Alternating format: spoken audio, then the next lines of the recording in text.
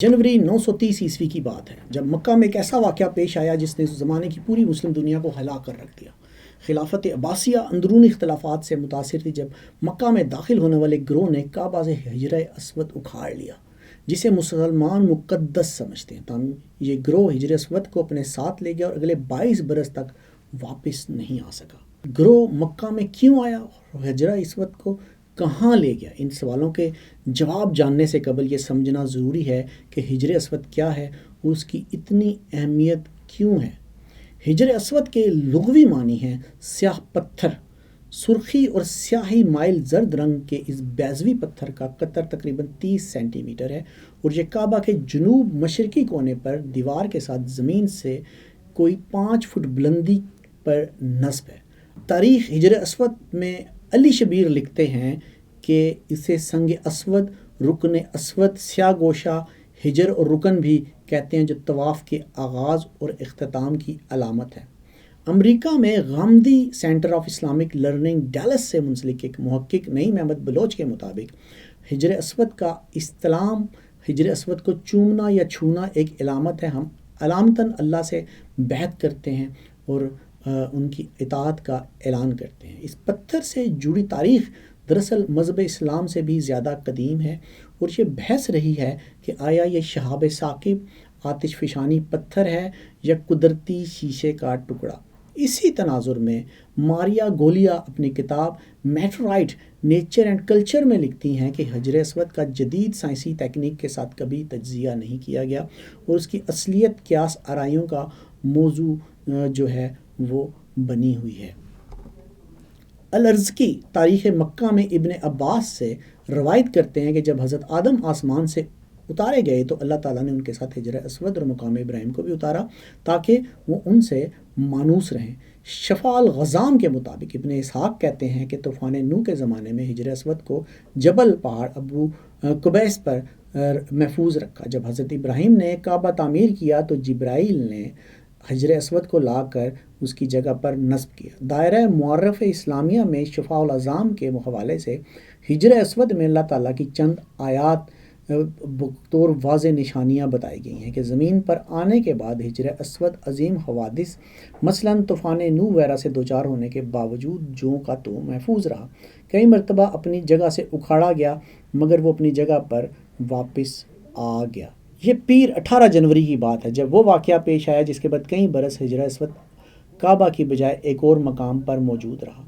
9वीं से 11वीं सदी के दौरान इराक़, यमन और ख़ास तौर पर बहरीन में सरगर्म करामता की फ़ौज उससे 6 दिन पहले हज के पहले रोज़ अबू ताहिर सुलेमान की क़यादत में घोड़ों पर सवार हरम में दाखिल हुई।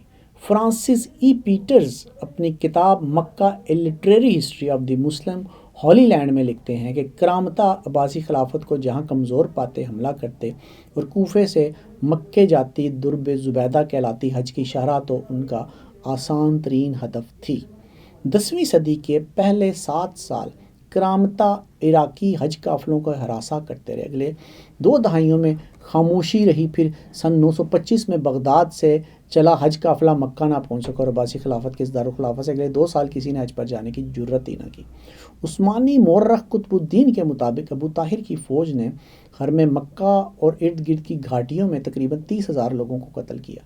1700 अफराद की जान तवाफ़ करते हुए ली गई और जमजम और दीगर कुएँ लाशों से अट गए। फिर उन्होंने काबा के ख़जाने को लूटा। मुकाम इब्राहिम यानी वो पत्थर जिस पर काबा की तामीर करते हुए इब्राहिम के कदमों के निशान हैं की तलाश की, लेकिन उसे कहीं छुपा दिया गया था। मायूस होकर अबू ताहिर ने हिजर अस्वद उखड़वा कर अपने इलाके अल-अक़सा के दारुल हुकूमत हजर में दारुल हजरा नामी मस्जिद में लगवा दिया। इस्लामी इंसाइक्लोपीडिया में सैयद कासिम महमूद लिखते हैं कि अब अबू ताहिर पर ख़ब्त सवार हुआ कि लोग काबे के हज और तवाफ़ को छोड़कर दारुल हिजरा का हज करें, लेकिन इसमें उसे नाकामी हुई। हिजरा अस्वद तकरीबन 22 साल तक अबू ताहिर के कब्ज़े में रहा और तकरीबन 10 साल तक काबा का हज अमन ना होने की वजह से ना हो सका। सन 939 में अबू ताहिर की इजाज़त और हर हाजी से 5 दिनार महसूल की वसूली की शर्त से हज दोबारा शुरू हुआ। कुतुबुद्दीन के मुताबिक काबा के मशरकी कोने की जानिब हिजर अस्वद की जगह खाली रही और लोग तबर्रुक के तौर पर उस जगह हाथ جو ہے وہ رکھ دیا کرتے تھے۔ سن 950 میں حجر اسود دوبارہ کعبہ میں نصب کیا گیا۔ اردو دائرہ معارف الاسلامیہ میں شفاء الغرام کے حوالے سے لکھا ہے کہ یوم النحر یعنی قربانی کے دن کو سنبر بن حسن کرمتی نے حجر اسود کو دوبارہ اس کی جگہ پر لگایا۔ لوگوں نے حجر اسود کو دیکھا تو سجدہ شکر بجا لائے اور اسے بوسہ دیا۔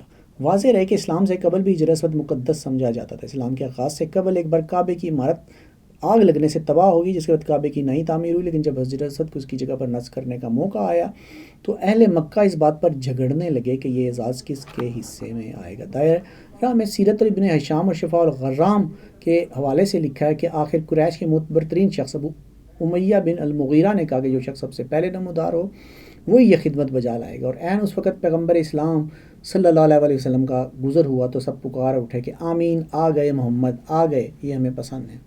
روایت ہے کہ پیغمبر اسلام نے کمال دانش مندی سے کہا کہ مجھے ایک چادر دیجیے۔ چادر مہیا کر دی گئی، اس میں حجرہ اسود رکھا اور قبائل کے سرداروں سے کہا کہ اس کپڑے کے کونے پکڑ کر لے چلیں۔ پھر آپ نے خود پتھر کو اٹھایا اور مقررہ مقام پر رکھ دیا۔ اس روایت سے یہ علم ہوتا ہے کہ گویا تب تک حجرہ اسود ایک ہی پتھر تھا اور اس کے ٹکڑے نہیں ہوئے تھے۔ الرزقی 7ویں صدی میں عبداللہ بن زبیر کی تعمیر کعبہ میں شریک لوگوں سے نقل کرتے ہیں کہ کعبے کو آگ لگنے سے عزت کے 3 ٹکڑے ہو گئے تھے۔ ایک چھوٹا سا ٹکڑا کسی طرح بنو شیبہ کے ایک آدمی کے ہاتھ لگ گیا اور بہت دنوں تک بنو شیبہ کے پاس رہا۔ پھر عبداللہ بن زبیر نے حجر اسود کے ٹکڑوں کو چاندی کے حلقے سے باندھ دیا۔ جب بعد میں یہ حلقہ کمزور ہو گیا اور حجر اسود کے ٹکڑے ہلنے لگے تو عباسی خلیفہ ہارون الرشید نے حجر اسود میں آر پار سوراخ کر کے اس میں چاندی بھروا دی۔ علی شبیر کی تاریخ حجر اسود کے مطابق تاریخ میں کوئی 3 بار حجر اسود پر ضربیں لگائی گئیں۔ گو بظاہر اس کے ٹکڑے علیحدہ علیحدہ نہیں ہوئے مگر کئی حصوں میں ٹوٹ گیا تھا، جو نقری چاندی کے حلقے کی وجہ سے جدا نہ ہو سکے۔